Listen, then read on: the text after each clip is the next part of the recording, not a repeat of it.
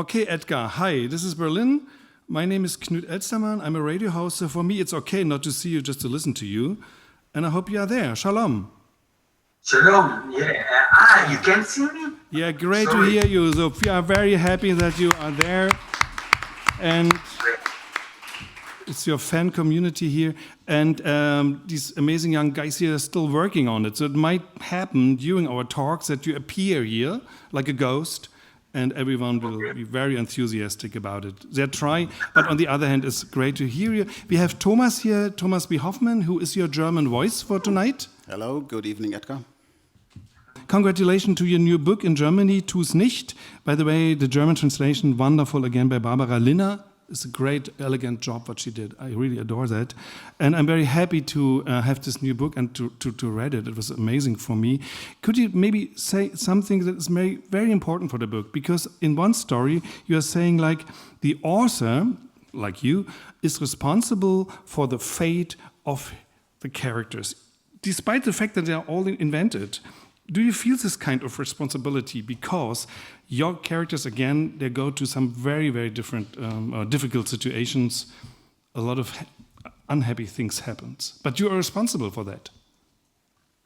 Yes, I think that when I write a story, I don't totally feel that I'm in control, of the story. It's like as if the story takes its own course, and many times I find myself asking myself why did I write a story that put my characters in such a bad situation? Why couldn't I have a happy ending for them?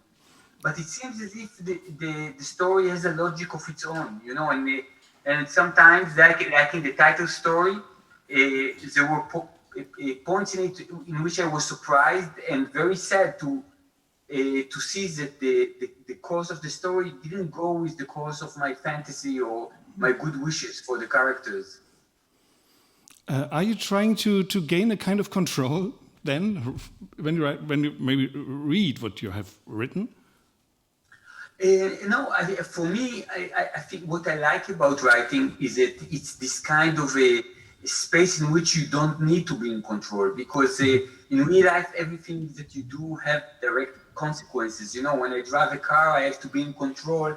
When I walk my son to school, I have to be in control, because if I won't be, bad things could happen, from me spilling coffee on my trousers to somebody being run down by my car. So when I write, I can release that. It's a little bit like, for me, it's like I close my eyes and I fall back and I wait for some story to catch me. And this is a process that I think that connects me much more to the unconscious, or to those kind of things that I don't decide or yearn for, I don't know, for ethical reasons or for rational reasons. But all those energies in me, it could be anger or anxiety or frustration. And I think that by writing the story, I kind of learn better what my feelings are about certain things. In this book, again, we have a very amazing variety of storytelling and of topics. There are some very realistic stories, there are family stories, and there are some stories that I would even call science fiction stories. Dystopia, of course, not utopia, dystopia. So what do you like at that kind of genre? I would really call it science fiction. Some of the stories are like that. Yeah, I agree with you that some of the stories are sci-fi. I think that there is something about this book, that the entire book is about some kind of zeitgeist, about this kind of feeling of different people living in a world that keeps rapidly changing. And as the world keeps rapidly changing, they feel that they understand it less and less. When I was a little boy, they put the first ATM machine in my hometown, and the ATM machine, it's still there, and you work it the same way, and you don't have to learn anything else. But at the same time, in the last decade, I switched to 3 smartphones, and every app I'm using, it becomes obsolete or updated. The political system around us keep changing. The world keep changing with Corona and with other things. And this book is really about people who really try to keep up with life and seem to be kind of losing the grip. So in a sense, even though it's a book that was written before the COVID era, it very much carries that zeitgeist that we feel now of kind of uncertainty and of these feelings that we kind of lose control over our lives. This is really, by the way, a very dark future that you are describing in your book. For instance, you are saying there that Trump has been elected for the third time, not the second, for the third time. So is it something that you really are afraid of that could happen? Well, you know, I really think that one transcends beyond specific people. You know, Trump or Boris Johnson or Benjamin Netanyahu. I may have my opinions about their decision, but I think that there is something kind of more essential than that. You know, the fact that a guy who could say, grabs them by the pussy, gets elected as a president, it says something about American presidency, because 10 or 20 years ago, you wouldn't imagine it to be possible, you know? So I think that I chose Trump, but it's not a story about Trump. It's really a story about, these specific stories about how playing old kind of Fortnite game and getting better at them, and with technology advancing, how the line between fighting a war and playing a game gets constantly blurred, and how technology can be manipulated to make young children join the army. And I think that whenever I write about technology, it's not that the technology that interests me, it's basically the way that it's leveraged by humanity. You know, look at internet. Internet allows us to access almost any book that was ever written, you know, by just double clicking on a mouse. And yet most of humanity would use it to see porn movies, you know. So it's not the internet's fault that we make certain choices. It's like, you know, if the internet is a tool, like a hammer, you know, we could use it to build a table, but if somebody attacks another person with it, it's not the technology's fault. And I think that in my stories, I deal with AI and clones and stuff like that, and they don't say anything about bad about the technology in itself, but I think that those technologies in my stories allow me to show some kind of a darker side of us that can be unleashed through this opportunity. Mm-hmm. I mean, some of the stories are obviously like this one, very political or very social, talking about society. Some are more, I would call it private, but of course the private stories are political as well. And the first one we are going to listen to now is a very private, very intimate story, because it happens at night, which is always a very special time of the day where we are all very, very private. Edgar, do we have the book right there? Could we listen to a passage in Hebrew? Is it possible? Maybe you have some print there, not very far from here. Dankeschön. If not, it's okay. Maybe you can. I'm a little bit unprepared, so if we can skip it, it would make my life slightly easier. Okay, yeah, there's no problem. You can say, but there's just a few people here who speak Hebrew. You can say whatever you want to. You could even pretend that you are quoting yourself. But if not, just start to listen to the German version of In der Nacht, at night. Thomas is going to read it for us. In der Nacht, wenn alle schon schlafen, liegt Mama mit geschlossenen Augen wach im Bett. Früher als Kind wollte sie Forscherin werden. Sie träumte davon, ein Mittel gegen Krebs zu finden, gegen Grippe oder Weltschmerz. Sie hatte gute Noten und sehr ordentliche Hefte, und abgesehen davon, die Menschheit zu retten, wollte sie auch ins All fliegen und einen Vulkan in Aktion sehen. Man kann schwer sagen, etwas in ihrem Leben sei schiefgelaufen. Sie hat den Mann geheiratet, den sie liebte, sie hat auf einem Gebiet gearbeitet, das sie interessierte, sie hat einen süßen kleinen Jungen gekriegt. Aber trotzdem kann sie nur schwer einschlafen. Vielleicht, weil dieser Mann, den sie liebt, vor einer Stunde aufgestanden ist, um zu pinkeln und nicht zurückgekommen ist. In der Nacht, wenn alle schon schlafen, geht Papa barfuß auf den Balkon, um eine Zigarette zu rauchen und seine Schulden zusammenzurechnen. Er schuftet wie ein Ochse, versucht zu sparen, aber irgendwie kostet alles eine Spur mehr, als er hat. Der halslose Mann im Café hat ihm schon einmal etwas geliehen. Demnächst wird er mit der Rückzahlung anfangen müssen, wobei er keine Ahnung hat, woher nehmen. Nachdem er die Zigarette fertig geraucht hat, schnippt er den Stummel wie eine kleine Rakete vom Balkon runter und sieht ihn funkensprühend auf dem Gehsteig zerschellen. Es ist nicht schön, auf der Straße Müll zu hinterlassen, sagt er zu seinem Sohn jedes Mal, wenn der Kleine eine Eis- oder Süßigkeitenverpackung auf den Boden wirft. Aber jetzt ist es schon spät und er ist todmüde. Und außer dem Gedanken an Geld hat er nichts im Kopf. In der Nacht, wenn alle schon schlafen, hat der Junge erschöpfende Träume von einem Zeitungsblatt, das ihm am Schuh klebt und das er nicht loswerden kann. Mama hat einmal zu ihm gesagt, Träume seien der Weg des Gehirns, sich selbst etwas zu sagen. Aber das Gehirn des Jungen spricht nicht deutlich. Und obwohl dieser lästige Traum jede Nacht wiederkehrt, mit dem Geruch nach Zigarettenrauch und modrig abgestandenem Wasser, gelingt es dem Jungen nicht, irgendetwas herauszulesen.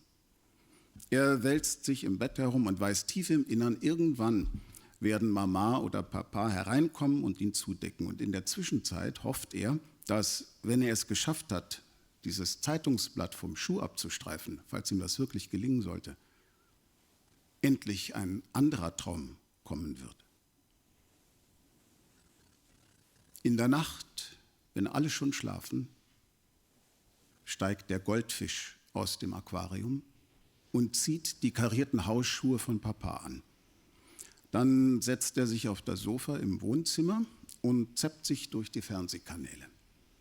Am liebsten sieht er Zeichentrickfilme und Naturfilme, auch ein bisschen CNN, wenn Anschläge oder Unfälle geboten sind. Er schaut sich das alles ohne Ton an, um niemanden aufzuwecken. So gegen 4 kehrt er ins Aquarium zurück. Die nassen Hausschuhe lässt er mitten im Wohnzimmer stehen. Es ist ihm egal, dass Mama morgen früh deswegen eine Bemerkung zu Papa machen wird. Er ist ein Fisch und außer dem Aquarium und dem Fernseher hat er nichts im Kopf. Danke, Thomas. Sehr gerne. Vielen Dank.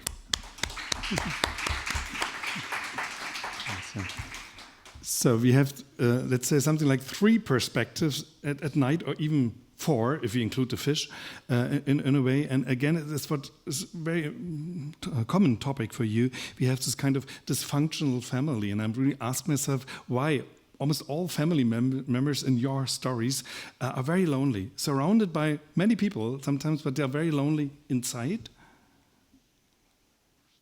Well, first of all, I think that for me, loneliness is this kind of emotion that I always take with me and wrestle with. I think that, whenever you reach intimacy or you are with somebody you love, then you feel that you've beaten it. But the default for me is to feel alone. And I think that also writing is a very kind of lonely vocation. When I write, I'm alone. So I'm more connected to my solitude. And when I write, I usually write about my anxieties. I think that, I don't write about my fantasy. So as somebody who is very strongly connected with little family, I have a wife and a son and a brother and a sister, but my parents already passed away. Then I think that this fear of something not functioning is there. Every time when I recognize some kind of a crack, then in real life I can handle it sometimes easily, but in my stories it can develop and evolve. Yeah, of course, we know a lot about your family thanks to the book that you published before this one. So it was a lot about family and family relationship. And strange enough, I remember your ma very well. She promised me once a hot meal, which never happened, unfortunately. But she was a very charming, amazing woman. But here in your book, the daddy, the father, is the most important person in a way. And we have even that magic kind of transformation, which is a lovely story of the absent daddy, the absent father, into a hare, or should I say a rabbit. Can you explain that kind of fantasy that you're developing there? Well, since my father's death, I miss him a lot, and I have a pet rabbit. So many times when I want to say something to my father, I speak to the rabbit. You could say I speak to myself, but the rabbit is always there, and sometimes it reacts. So for me, he's the closest to a father I have now. I'm sad to say, and there is something about my rabbits that I guess you project things about an animal, but there is something that it's a vegetarian animal, totally unaggressive, very attentive, seeking warmth. Then I don't know. I can recognize some kind of similarity between some of the notions that my rabbit has and my father has. But when I sit down and write a story, just kind of everything gets mixed together. Yeah, and to talk much more about private experiences, the original title, if I understand it right, is like disturbance at the edge of a galaxy or universe, a galaxy. And this is really a very interesting part of your book because there are several stories, like in a TV series. We can just read the first chapter and then we go on and go on. And in the end, this very strange science fiction story is revealed. So maybe you can explain a little bit, because why did you build it up that way with the several parts inside of a book? Yeah, this story, which is actually the title story in the Israeli edition, it's called A Glitch at the Edge of the Galaxy. And basically it's a story about a son who wants to take his mother to an escape room and discovers that the escape room will be closed at the date he wants to take her, which is Holocaust Memorial Day. And he gets into some kind of an email quarrel with the person who is responsible for the escape room, because this guy's mother is a Holocaust survivor and she wants to escape the horror of the Holocaust that haunts her even more in the time during Holocaust Memorial Day, and that's why he wants to take her to an escape room to escape her thoughts, but in honor of or in respect of the memory of the Holocaust, the escape room is closed that day. I think that for me, in the kernel of the story is basically the tension between the memory of the Holocaust, like the national memory or the official one, and the memory of the Holocaust in an intimate level, like, the way that I experienced the Holocaust through my parents, through them shouting at night or through some kind of behaviors that they had. And there is a big gap because I think that the human behavior is always confusing, ambiguous, inconsistent, not always nice, and while the national one kind of try to reconcile everything and to kind of make everything kind of round. And in the story, those two narratives clash and it kind of explodes. And I also think that the story deals a lot about this kind of sense of victimhood that I sometimes can recognize in narratives, given by many prominent people in the Israeli society, kind of this idea of the fact that we are not yet free from the Holocaust. We were victims of the Holocaust, and this kind of feeling of victimhood still follows that. Yeah, what you just said is true for another very impressive story, the Yad Vashem story in your book, where you also are blending, in a way, the official version, the official kind of memory, and the very private things that this young couple went through. And this is an amazing way to combine both narratives, as you just said, in this story as well. Yeah, it's basically a story about a couple, American couple, who break up during a tour in Yad Vashem. And the big question is, how can one feel sorry for himself, when you are next to all this horror? How can one say, my wife doesn't love me anymore, when you see all those people murdered and led to their death? And I think that, when I write a story, I don't know why I write it, but if I look at it in hindsight, I think that growing up as a child of Holocaust survivors, with my mother losing both her parents and her brother and staying alone during the war, with no family at all, and with my father losing his sister, I think that all my life I had a problem kind of to legitimize my sadness or my feeling of frustration because I couldn't help comparing them to what my parents had been through. So when I was a child, when I had an accident and I needed to get 14 stitches in my forehead, there was something about it that, it was very painful, but I refused to cry because I thought, what I'm feeling now is nothing compared to what my parents had experienced. And it's very, very difficult to let yourself exercise your emotions or give your emotion some kind of a respect in the shadow of such horrors.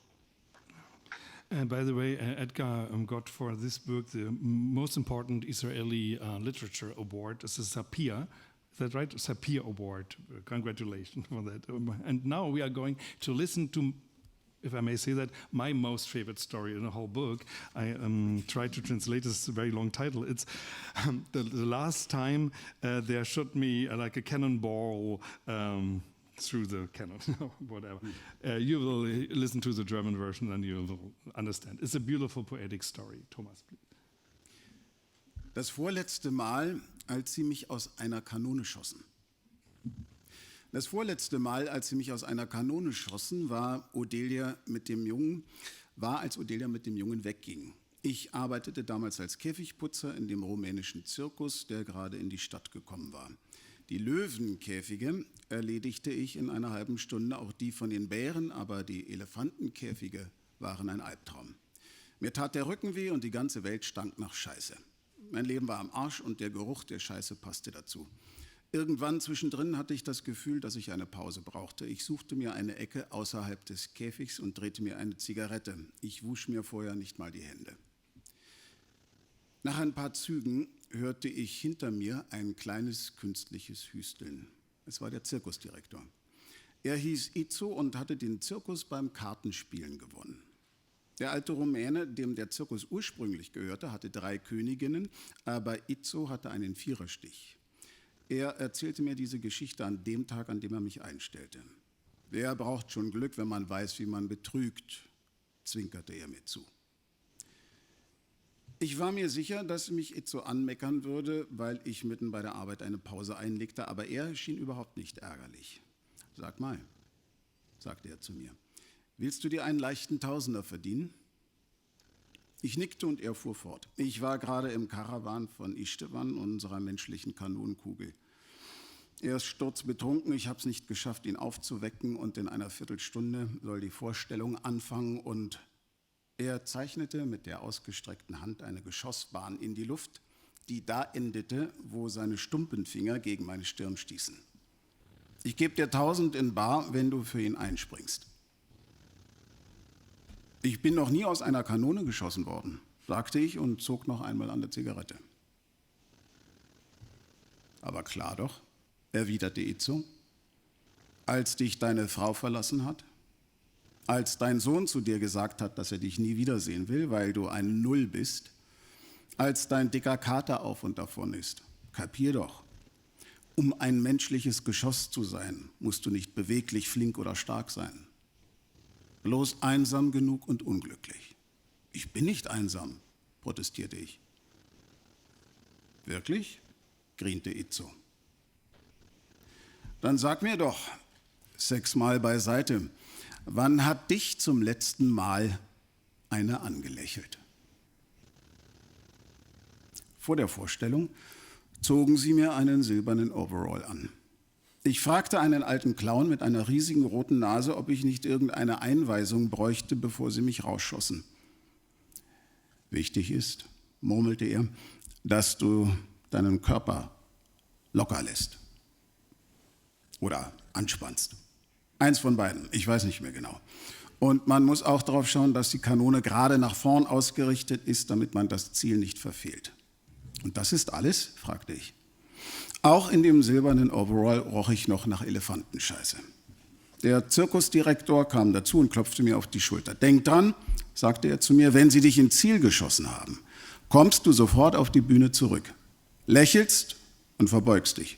Und wenn dir Gott bewahre, was weh tut oder du dir sogar irgendwas gebrochen hast, musst du das unbedingt für dich behalten. Du musst das verstecken, damit es das Publikum nicht merkt. Das Publikum schien echt glücklich. Es jubelte den Clowns zu, die mich in den Kanonenschlund stopften, und der große Clown mit der Blume, die Wasser verspritzte, fragte mich eine Sekunde, bevor er die Zündschnur in Brand setzte: Bist du ganz sicher, dass du das machen willst? Das ist deine letzte Chance, es dir anders zu überlegen. Ich nickte, worauf er sagte: Du weißt, dass Istvan, der vorher die menschliche Kanonenkugel war, jetzt mit 12 gebrochenen Rippen im Krankenhaus liegt? Aber nein, sagte ich, der ist bloß ein bisschen betrunken, der schläft in seinem Karawan. Wie du meinst, seufzte der Clown mit der Spritzblume und zündete das Streichholz an. Im Nachhinein muss ich zugeben, dass der Winkel der Kanone zu spitz war. Statt ins Ziel zu treffen, flog ich nach oben, riss ein Loch in die straff gespannte Zeltkuppel und flog weiter in den Himmel hinauf, hoch und höher, knapp unterhalb der schwarzen Wolkenbahn, die ihn überzog. Ich flog über das verlassene Drive-In-Kino, in dem Odelia und ich früher immer Filme angeschaut hatten, über die Spielplatzanlage, in der vereinzelte Hundebesitzer mit knisternden Plastiktütchen herumspazierten, wo auch der kleine Max da war, der gerade mit einem Ball spielte und als ich über ihm vorbeiflog, nach oben schaute, lächelte und mir zuwinkte. Und über die Jarkonstraße, wo ich am Rand hinter der Mülltonnenanlage der amerikanischen Botschaft Tiger meinen fetten Kater sah, der eine Taube zu erwischen versuchte. Ein paar Sekunden danach, als ich im Wasser landete, standen die Handvoll Leute, die am Strand waren, auf und klatschten mir Beifall. Und als ich aus dem Wasser kam, reichte mir ein junges Mädchen mit gepierster Nase ihr Handtuch und lächelte mich an. Als ich wieder auf dem Zirkusgelände ankam, waren meine Kleider noch nass und ringsherum war alles schon dunkel. Das Zelt war leer und in der Mitte, neben der Kanone, aus der sie mich geschossen hatten, saß Itzo und zählte das Geld in der Kasse. Du hast das Ziel verfehlt, knurrte er. Du bist nicht zurückgekommen, um dich zu verbeugen, wie wir ausgemacht haben. Dafür ziehe ich dir 400 Schekel ab.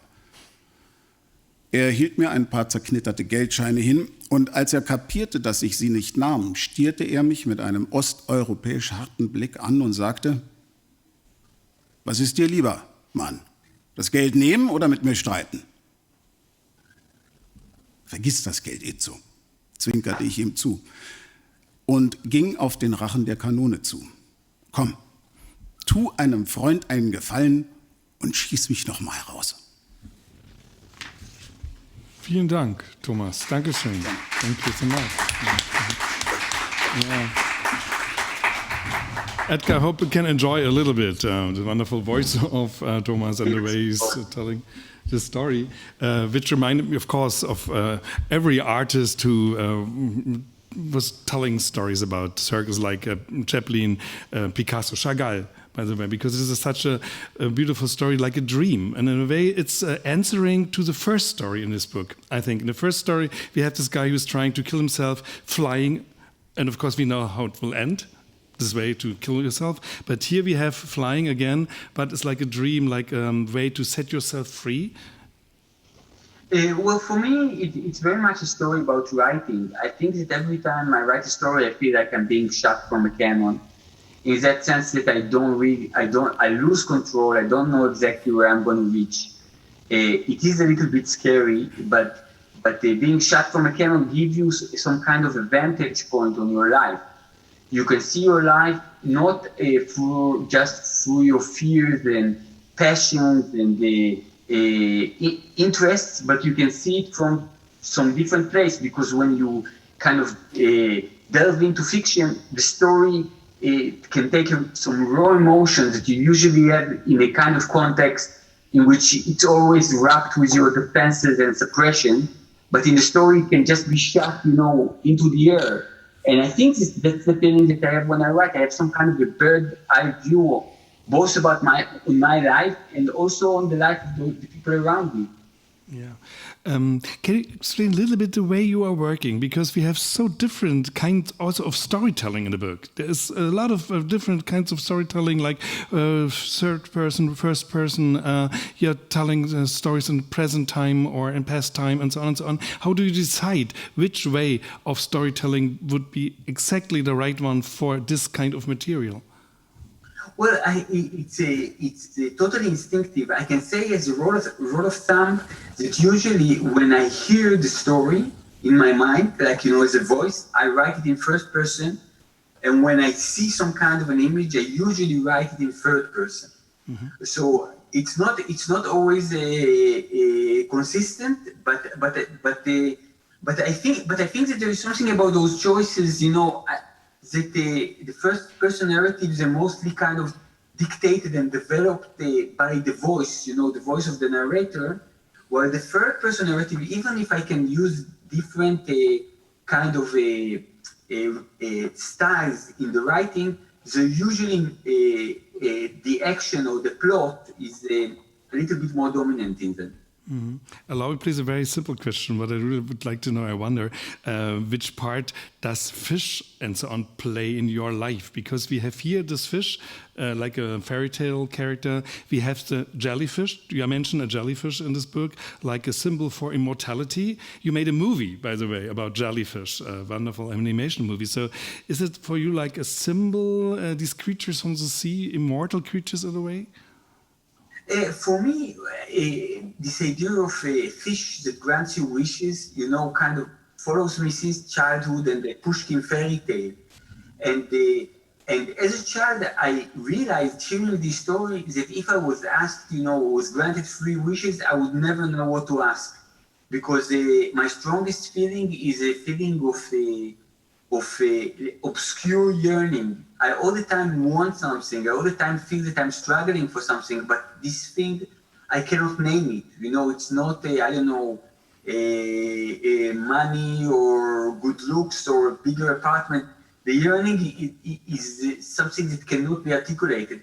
And I think that for me, this kind of a goldfish or talking goldfish or goldfish that grants wishes always shows me some kind of a limitation, as if the game of living, there is no strategy to win. It's not as if there is an end point, that we wish to go to, and if we will go there, we will be totally enlightened and happy. Mm-hmm. And another question about this book again.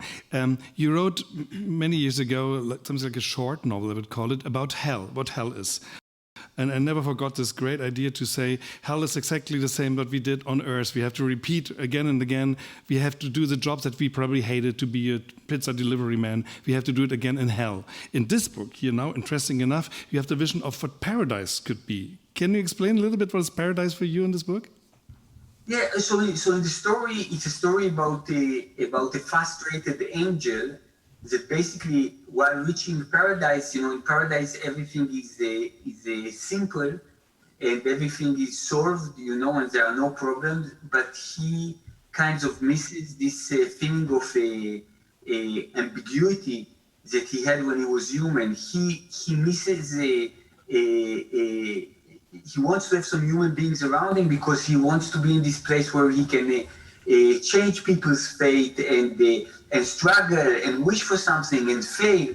And now when he lives in this perfect world, he doesn't feel that needed friction to feel that passion in his life.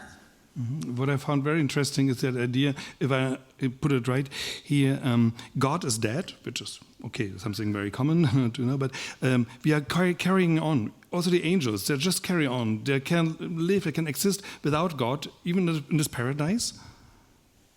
Yeah, I think that, as a human being, I feel that the strongest force in people's life is the force of inertia. 90% of the stuff that we're doing is things that we don't really choose to do, but we used to doing. We get up at a certain hour, we exercise, we go to work, we pick our kids from school. None of this has this moment to say, oh my God, you know what I would like to do now? I would like to go to work. I would like to pick my son from school. Yeah. So there's nothing kind of authentic and spontaneous about it. And I think that in my story, I don't know if there's an heaven and what it is like, but in heaven, it's a little bit the same. They're doing the things that they're used to doing. Mm-hmm. And speaking about that, and connecting it to Corona time, I think that the strong experience about Corona was that it broke this force of inertia. I think that, many people during time of quarantine woke up in the morning and they couldn't just be carried away by what used to be their life, but they needed to kind of invent themselves from nothing, to say, you know what, today I'll try to learn cooking from YouTube, or today I'll do 2,000 push-ups, or today I will try to write a limerick, And so this is something that I feel as a short story writer that I experience every day. Every day I get up and I say, okay, today I'll be fighting aliens, today I'll be dying from cancer, today I'll do that.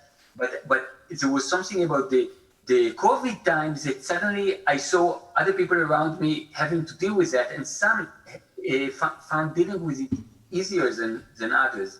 Yeah, this paradise story is called Die Leiter, the ladder, so just for you here. You talked about Corona, so maybe you can describe your own experiences a little bit, because I could imagine for a writer, I mean, maybe not so many things changed. You are sitting in your room, you're writing, so maybe it was not that harsh for you, or was it? Or is it? Well, the truth is that it was like, there are all those difficulties and fears and economical difficulties that you go through, but in the bottom line, I feel that there was something very inspiring about the situation, because the moment that you know that this big train of life gets derailed and put to stop, then the things that you can imagine, the options that can come out of it are almost infinite. I think that there is something about the Corona that it's like this very strong Rorschach's thing. People cannot decide if they are. Some people are terrified of it. Some people say it's just the flu with a publicist. Some people find the time of Corona a time in which they discover themselves. Some people find it hellish time. And also the lessons that we can take from the Corona are very different. In Israel, for example, the Secret Service it can pinpoint people's phones. So if you have Corona, they can reach all the people who are around you. So for many people who are through Homeland Security, they can say, you know what, when Corona is over, let's keep monitoring people's phone because it works great, On the other hand, people who are, again, trying to fight the global warming can say, for such a long time we didn't fly. Here I am doing this event via Zoom instead of being in Berlin. And it kind of works, maybe it's not as good, but it kind of works. So maybe we can fly less, and affect the environment. So the idea is like what I said about technology, that this situation it's just some kind of a mirror that through it we can see our desires, we can see where we would want to go. And for me, I've written in this period as many stories, the only period in my life that I've written more stories than Corona times was during my compulsory army service. And in both positions, I guess I felt anxious. I felt that I wasn't in full control of my life. And I guess the stories that are like some kind of a airbag, that inflates in a car in time of accident, just keep on appearing. Yeah, and maybe we are going through a kind of transformation during that time. We don't know yet. Maybe we can say that in a few years. Maybe we have changed or not, but transformation is one of the main topics in your book. Even this little story we just listened to, the circus story, this guy is in a kind of transformation. He's a loser, then he is a cannonball, and then he's like a bird. So we have 3 different levels of existence in this book, and many characters in your book are changing throughout this very short term of the stories. So why is this so interesting for you to watch people transform? Well, I think that when I look at the people, I don't see them as something monolithic like a rock. I just see them I can, the same way that a frog can notice a fly through its motion. I think that you notice people through their change. If they stagnate, it's really too bad. And I'm just returning to Corona. I tell you something, let's say, about a change. In Corona time, I take a safe distance from people because I don't want to get ill. I have asthma, it's a background disease. I try to stay safe. But what happens is that whenever I meet my brother, I can't help myself and I hug him. So I say, thanks to Corona, I can find my way through all those tons of fake hugs that I give to people in my life and see which people or who are the people that count more in my life, who are the people that I'm willing to take the risk, to hug them or to kiss them or to touch them and who are the people that I would rather just, use my elbow to say hello to them. So, I'm thinking about the Corona also is something that creates change in our life, changes in our perspective, changes in our action. And I think that the changes are always interesting because the time in which we change is always an authentic moment. Or even if it's not an authentic moment, it's a moment that's worth documenting. If you get up, every day and go jog in the park, for the same hour, for the same time, there's no interesting stories there. But if there's one day that in the middle of the jog you stop, I would be interested to know what stopped you from keeping your morning run. So this is the chance for you, if you are interested in something very special, try right now. I just said before you have to ask without a microphone and have it be your voice. If that's not the case, that means that we did a good job. I hope so. There's one more question about language, because I learned, and it's very interesting, this famous and very important award in Israel is connected with a wish that you can have as an author. You can say, okay, I want my book translated into a language that I have to choose. And you choose Kurdish, as far as I know. So the book is now translated in the language of Kurds.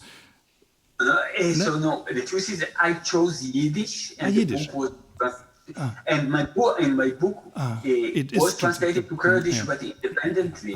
You chose Yiddish because of your parents? Both because of my parents, but also because I think that I grew up in Israel, and in Israel we have some amazing writers, and we had some amazing writers. Amos Oz, A.B. Yoshua, David Grossman. But I never felt that I could go in their path and write their way. And the writers that I think that served more as a role model to me were Jewish diaspora writers, like Kafka, and like Bashevis Singer and Shalom Aleichem, and both those writers, wrote in Yiddish.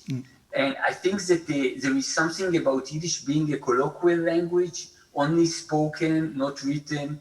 The language that was invented so people can ask how can they find their way to the toilet or talk about their thoughts, because you wouldn't talk about that in Hebrew, which is the language of the Bible. So there is something about this kind of a modesty of this language, this kind of language that was made to talk about people's fault and not about great glory, that I thought that it would be a full circle, to have my stories translated to the language that kind of influenced my writing. But in Kurdish is great as well, and it is great for people in Turkey maybe to read it then. So, Edgar, now we have the last story we are listening to, and that's the end of our conversation, unfortunately, but maybe you can say some words about this story as well, because this is very short, just 5 minutes. Thomas is going to read something like 5 minutes. It's the last story in the book, Evolution of a Farewell, or Far Away, or of a Goodbye, maybe.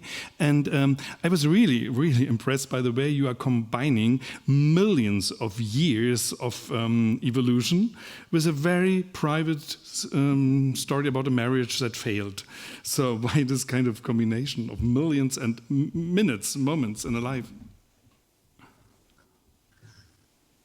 Maybe you can explain that a little bit before we listen to the... That was like a question, but that was not a good question. So I think that, as I said, I write a lot about my anxiety. And one of the things that I write about, I'm together with the woman I love for the past 23 years.